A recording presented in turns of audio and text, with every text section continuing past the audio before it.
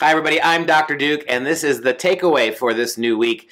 Glad to be back with Alex Newman, our roving correspondent, and his segment, The Newman Report. You got a great one for us this week, Alex. 6 Baltimore school districts, have not been able to produce one student who is proficient in English or math. Explain the absurdity of this. It really is incredible. You have 5 high schools and 1 middle school that were not able to produce one single student, not even one, who could even get proficient. So they score these on 5 levels. 5 is proficient, 4 is proficient, 3 is not, 2 is not, and 1 is not. In one of the schools, 90% of the kids were at the bottom level. So, I mean, they probably couldn't even read the part where it says put your name here. So we have a major problem. And unfortunately, it's representative of the country as a whole. And a number of these kids are poised to graduate regardless of their illiteracy.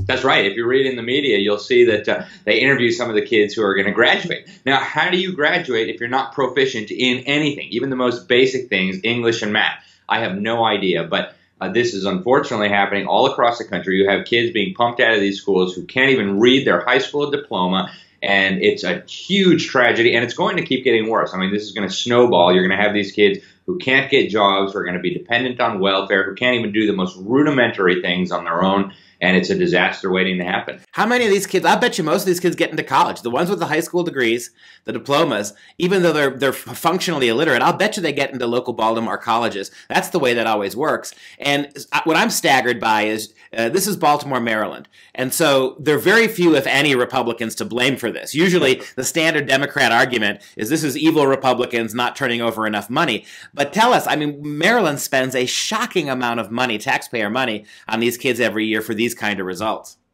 And that's one of the reasons I focused in on Baltimore, because Baltimore, out of the top 100 school districts, the biggest 100 school districts in the country, Baltimore is at number 3 in terms of per pupil spending. They're spending $16,000 a year per student to produce kids who cannot become proficient in even the most rudimentary basic things.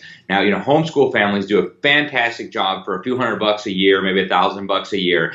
And, the kids can graduate, they can do math, they can do history, they can read anything, they can do anything that they need to do. And yet these schools, with all this money that we're shoveling into them, cannot do anything. And so the argument that, they just need more money is clearly false. Baltimore schools have plenty of money. That's obviously not the problem.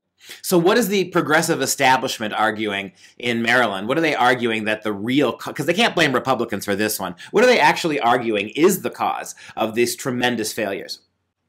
It's been very interesting to see this because, one of the first things that all the school district officials said was, oh, don't blame us. This is not our fault. We're not responsible for this mess. And so they like to point to different things, family, poverty, income inequality, the standard things.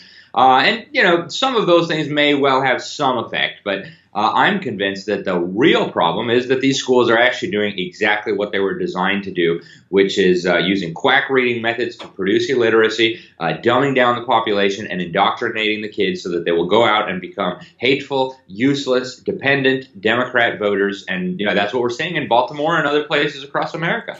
Well, you and I have talked about this many times publicly and privately, but my argument has always been that what we're seeing here is a transformation of education away from subject mastery, proficiency, right? We're not even terribly worried about whether or not kids can read, write, think, do math, science.